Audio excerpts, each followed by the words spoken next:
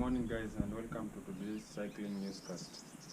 On today's feature, we feature the Njoroge Memorial Race.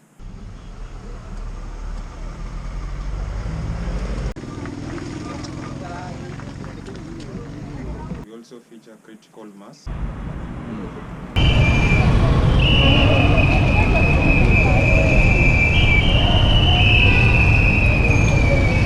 We also feature road safety signals as part of road safety awareness. Another thing that cyclists need to know are hand signals. Signals that you can be able to use to tell the drivers what you are intending. And cycling as a alternative means of transport. Guys have managed 45 minutes.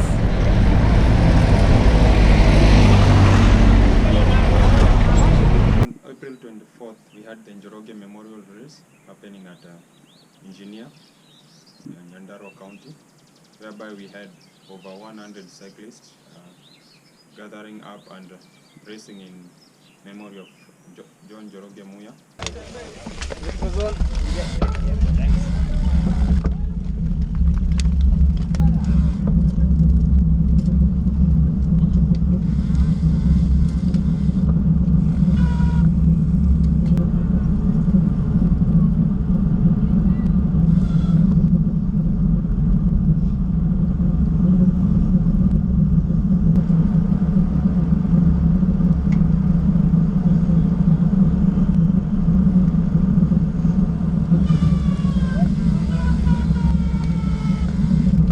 John Njoroge Muya was a cyclist with the Kenya.Riders, whereby he came to his ultimate death in 2014 after a road accident in Asia in the Tour of Matambu K in 2014. Kenya.This also, there is a very good cycling people.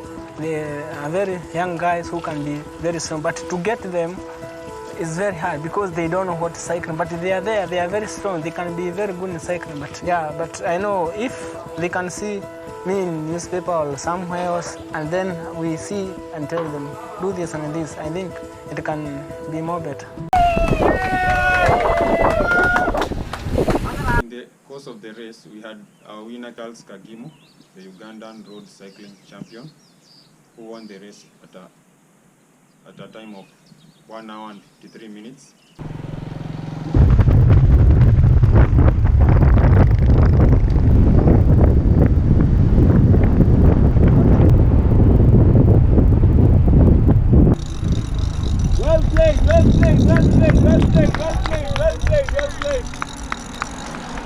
Followed closely by Moses Mwiruri. Nice, good job, Bana. And Salim Kipkemboi taking third place, Paul Lomuria taking fourth place, and Joseph Kamau taking fifth place.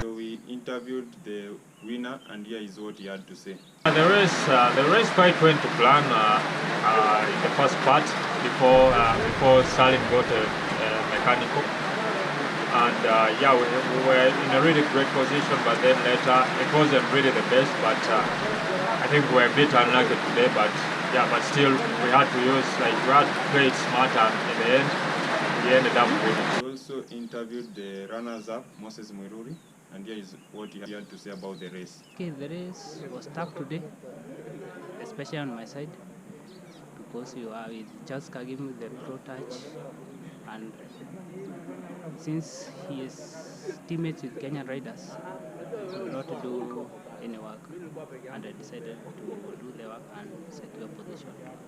We also interviewed Salim Kipkemboi, who came as second runners-up, and here is what he had to say about the race. Today I'd say maybe the luck was not in my side. It started well, and in the first climb I was away with Charles, my teammate. So at this moment things were good until I got a mechanical. I punctured when we were away with Charles, so I had to stop, lost some places, and some riders from behind got us. I was with them, so Charles was away, one of the riders, Moses Mwiruri. So when these riders caught me, I had to ride with them, attack them, try to bridge to Charles. When I already turned when I was alone chasing Charles.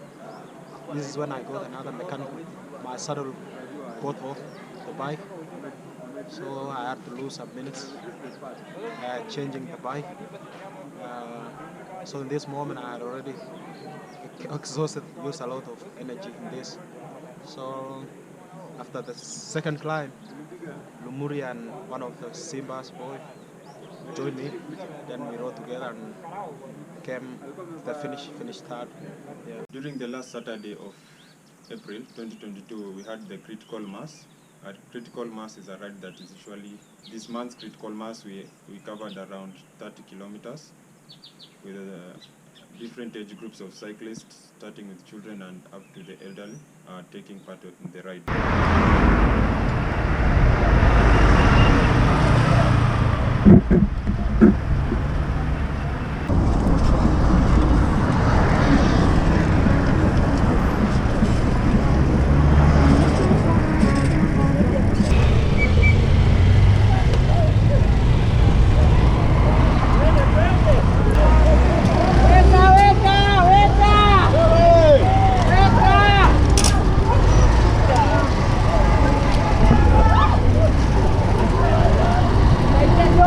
So guys, we are here at the critical mass. Today is 30th April 2022. We're here at the Jivanji Gardens, Nairobi City, Kenya.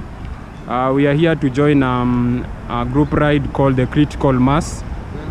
As you can see, we have a cyclist here holding a banner written "Cyclists Lives Matter," and perhaps we would like to ask him why he has come for the ride today. So my name is Alex, and I'm a cyclist advocate, and I usually attend Critical Mass. The reason I attend Critical Mass is a global movement where cyclists come together and ride, championing for cyclist rights on the road. We want to use the road as road users with other road users as well, motorized road users as well as people who walk, pedestrians. We are all on this road and we can all share the roads together and we serve safety and care for one another. That is what Critical Mass is all about. That's the gist of it, and that's why I come out always. Thank you. We wanted to know about why Critical Mass was formed and what its goals and ambitions were, and we had a small interview with Sam Ouma. Sam Ouma is a marshal at the Critical Mass. Hello, good afternoon. My name is Sam the Tourist. I'm a marshal of Critical Mass. Critical Mass is a group of riders that started way back in 2015, and since then we've grown to a huge number. The largest number recorded of in one day was more than 350 cyclists. Our main goal is to promote cycling in the city of Nairobi and to champion for cycling as a means of commuting from work to home and home to work. We are hoping that the government will consider cyclists as part of the transport sector, so as that they can make cycling lanes on our roads, as well as for existing roads that have not been planned well for us. You can take an example of Ngong Road from Prestige towards the Goreti corner. It's very well demarcated. There's lanes for cars, for motorbikes, for cyclists, as well as pedestrians. We are hoping in the future that such will be the case in almost all roads. Safety is also very important when you're a cyclist in Kenya, particularly in our big cities like Nairobi. A helmet is very essential. In the case of an accident, it's able to save you from head impacts and brain damages. Wearing of reflective jackets such as this one helps you to be seen even at night. Also having lights, rear lights, front lights as well, it's very essential as well. You have to know where you're riding at night. You can never know what kind of debris or bottle you may find on the road. And as for the rear lights, it helps drivers notice you from far away. On to the third issue, on road safety awareness. We sat down with Sam Ouma after the critical mass, and he had 1 or 2 things to show us about road hand signals that cyclists should be using on the road, and you can check them out. If I want to go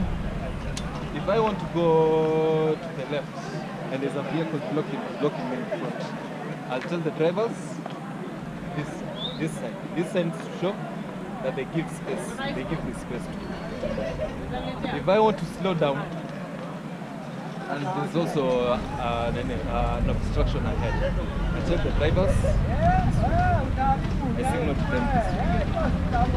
Now, if I am on the clear and the driver is seeing that I'm obscuring him, I'll tell him this way.